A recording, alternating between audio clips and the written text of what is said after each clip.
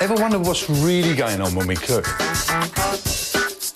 We delve into the history And understand the science of food. so your cooking will become something special. And if you've ever wondered where the banana came from, prepare to be surprised.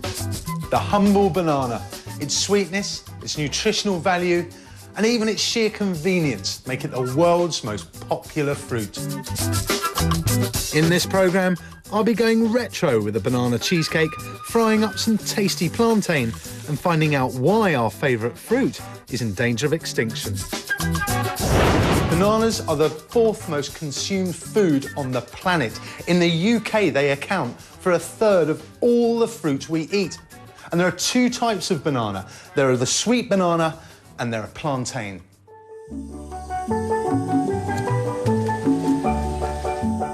From Iceland to India and from China to Cameroon, bananas are grown in 120 countries across the globe. They're the original and best fast food. If you were sitting down to design a highly acceptable, digestible, pleasing food product, it would probably end up looking a little bit like a banana.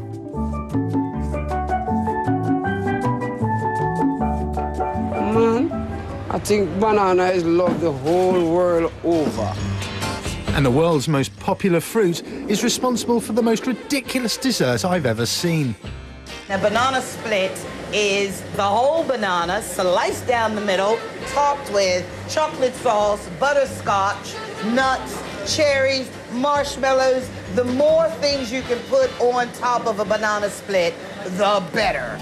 But for many, the banana is a vital staple, and of the 100 million produced every year, 85% of them are eaten in the countries in which they are grown. Bananas are one of the most important crops in the world, even though you or I might think of it as a bit jokey. In fact, it's the major provider of starch and is a staple in almost all the tropical regions of the world. Because the banana isn't just the yellow fruit we think of, but the larger savoury plantain.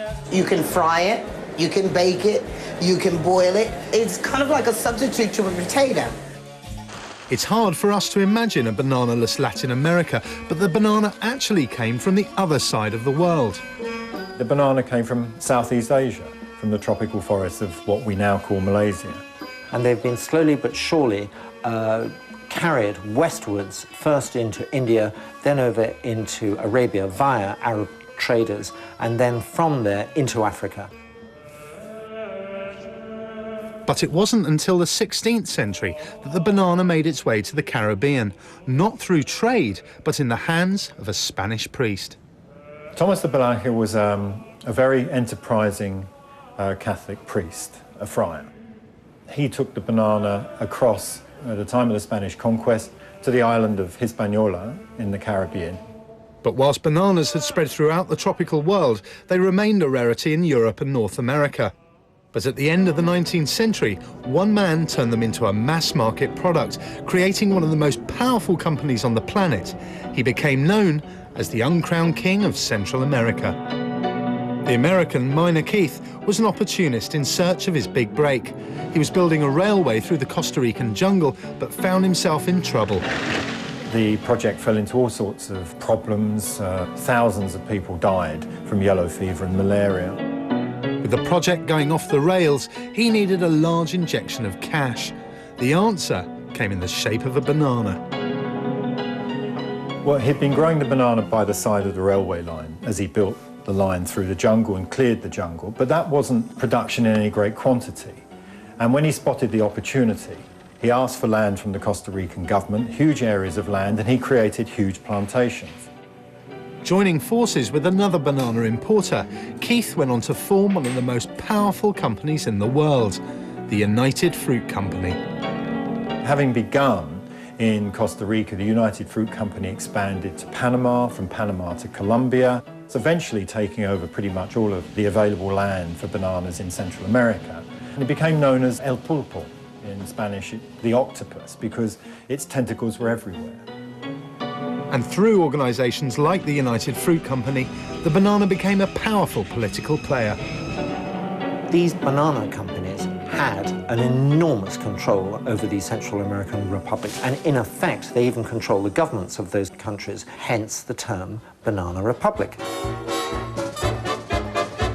Banana fever spread quickly from the US to Europe, and by 1905, the banana was the most popular fruit in the UK. It's probably one of the first examples of stack 'em high, sell 'em cheap selling that actually took place. So where a pineapple or a melon, for example, will be sold at something like £1, maybe about 80 quid by today in today's money. A banana would be a penny or tuppence and sold by a street seller. Tuppence for one. Get your bananas here. Roll up, ladies and gentlemen. You want some, love? So they became the fruit of the poor man, the fruit of the working classes. And with such mass appeal, the banana became an object of fun. It's a gift at that stage. You have something that we of the working class can eat. We can enjoy it. It's a fantastic thing. We're loving this fruit, and of course, the posh people can't handle it. They just can't get a grip on it because it's just such a strange, faintly vulgar object. One does not pick it up and pretend you are eating it rather like a gorilla does. We take the skin from one side to the other, and then we roll the banana out onto the plate. Certain polite people claim you shouldn't eat it like this. You should put it on a plate and with a knife and fork cut it to bits. Otherwise, the associations with certain bodily parts are a bit too strong. By the end of the 1930s, bananas were everywhere. But during World War II, banana boats were co-opted by the military, and there were no bananas to be seen. When the Second World War ends, the new Prime Minister, Clement Attlee, as one of the ways to celebrate the end of the war, he gives a banana to every child in the country. Isn't it lovely? After all this terrible grey and beige food which had to be eaten during the war, the banana seemed like, there's a harbinger of literally a yellowish golden age.